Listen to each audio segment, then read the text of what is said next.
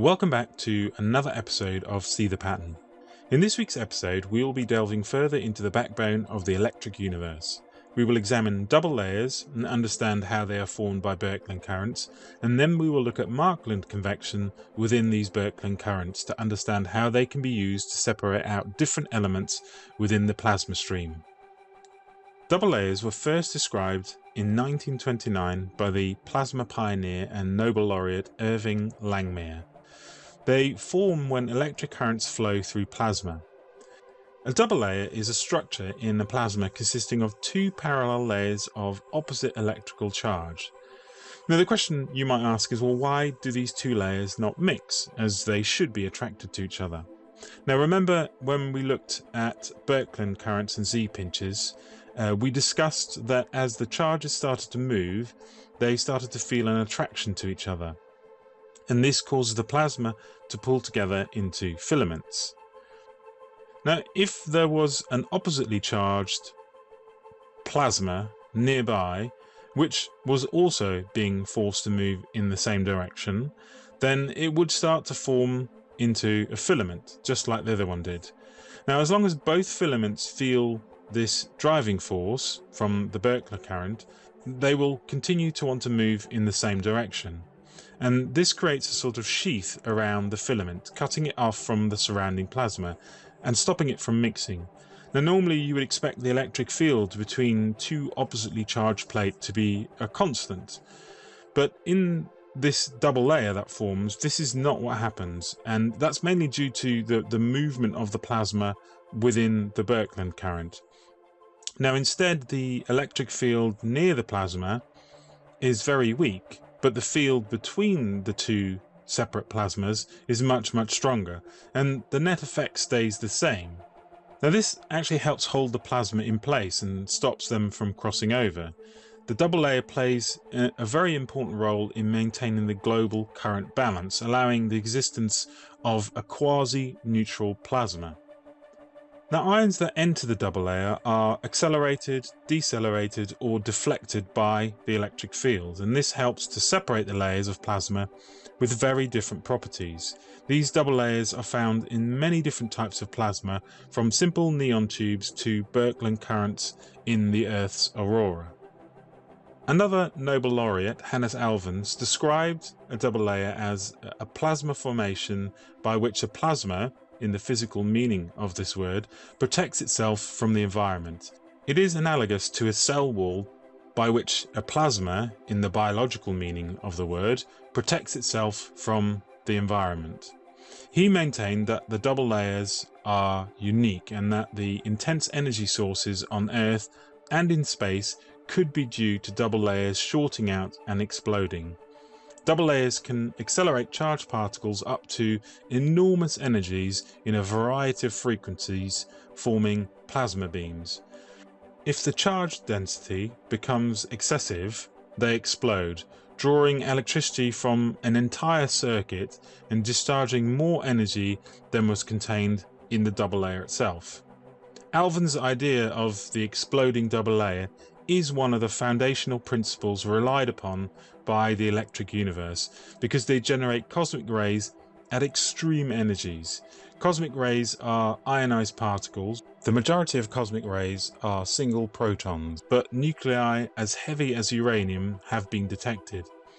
The problem is that mainstream cannot explain the formation of cosmic rays, so their theories state heavy particles are accelerated to relativistic velocities by unknown forces and then whipped out into the galaxy like a shotgun blast, scattering in every direction. And certainly the idea of the exploding double layer is a much simpler way to explain the formation of these cosmic rays and many other things within the electric universe that we struggle to explain in mainstream. So once a Birkland current is actually set up and double layers form within it, there are other processes that take over which help to try and explain some of the reasons why we see separation of elements within not only our sun, but also within the formation of solar systems and potentially galaxies. But there is a conceptual overlap between the Lorentz force and Marklund convection. Now, the Lorentz force is the force that an electric charge experiences due to its movement within a magnetic field. The Marklund convection uses this notion, but applies it to filamentary plasmas instead.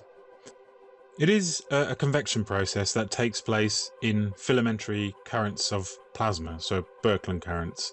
And obviously, if there's a Birkland current, it implies that there must be an electric field which is driving that movement. And this causes convection of the ions and the electrons inwards towards a central twisting filamentary axis.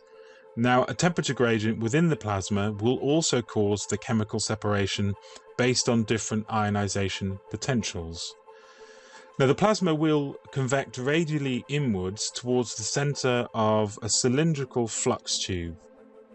Now, during this convection, different chemical constituents of plasma, each having its specific ionization potential, enters into a progressively cooler region.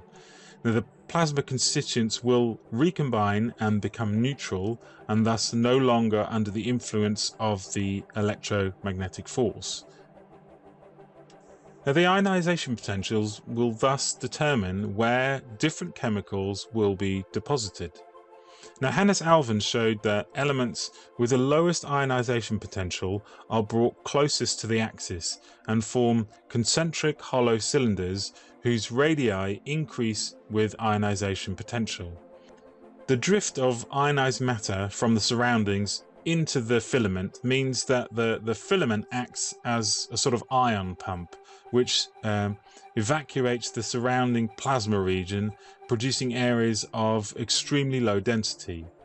Now, because the electromagnetic forces are vastly stronger than gravity, this mechanism offers a means by which diffuse matter, so in stellar plasma clouds, could be accumulated through Birkland currents. Now, if a Z-pinch occurred, the Marklund convection would then allow this matter to be compressed in a much more efficient manner compared to gravity. So here we're talking about potentially an alternative mechanism by which star formation could occur. In the case of a star, the highest potential elements would be hydrogen and helium, and this is exactly what we see in the star. In a recent paper, one of the very few to ever be published on this matter, they remarked the following about plasma and the Sun. An average composition from the Sun's atmosphere used to be taken as a standard when expressing cosmic abundances in general. Numerous observations, however, of the chemical composition in the solar wind, from in situ measurements and from lunar soils and meteorite samples, indicate a great variability in these ratios. Recent observations show that this variability is connected with the flare process itself and the earlier history of the flare, rather than the propagation effects between the flare site and the observer.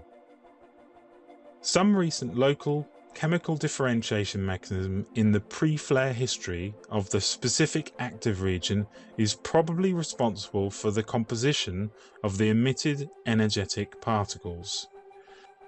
We've already seen in the Electric Sun episode that solar flares are potentially caused by exploding double layers, and we already know that double layers are formed by Birkland currents, and therefore this paper is suggesting that the reason that we see a variation in the elements within the solar wind is because they are being produced within the flare through a Marklund convection. So the stronger the Birkland current is, the more likely you are to get a variation in the elements being deposited at the moment that the double layer then explodes. The most abundant elements of a cosmical plasma can be divided into the groups of roughly equal ionization potentials, which would be as follows. So helium at 24 electron volts, hydrogen, oxygen and nitrogen at a roughly 13 electron volts, carbon and sulfur at 11 electron volts, iron, silicon and magnesium at 8 electron volts. Now, when the charged particles have drifted so far that the local temperature is well below the ionization potential of helium, the rate of recombination of ionized helium is considerable. The neutral helium produced is unaffected by the electrical and magnetic forces that drive the ionized particles inwards. On the other hand, the hydrogen is still almost fully ionized and is therefore still under the influence of the inward force. The protons will continue to drift inwards until they reach a radius where the temperature is well below the ionization potential of hydrogen. Could this process also apply to the formation of planetary objects? So again, if we look at the standard model for the Earth, then we see that the Earth consists of obviously the outer layer, the atmosphere, which is made up of our gases, oxygen, nitrogen. And then as we move inwards, we have the mantle and the core, which is obviously predominantly silicon, some carbon in there. And we know that, at least we assume we know that the center of the Earth is made up of an iron core. And again, with a Marklund convection, that is exactly what we would expect to find. So is this potentially a different mechanism for planetary formation? You'd still have to ask the question, well, how does the Birkland current flow to form it? And potentially that is to do with the Z-pinch that forms the star, but then the question is, how does it then daisy chain on? Now, we do know that our planets in the solar system are effectively connected through the remnants of potentially what was the Birkland current, and that's something that I may end up exploring in a future episode. For now, I hope you found this an informative journey into double layers and Marklund convections. As always, be brave, be curious, the truth is waiting for us. Until next time.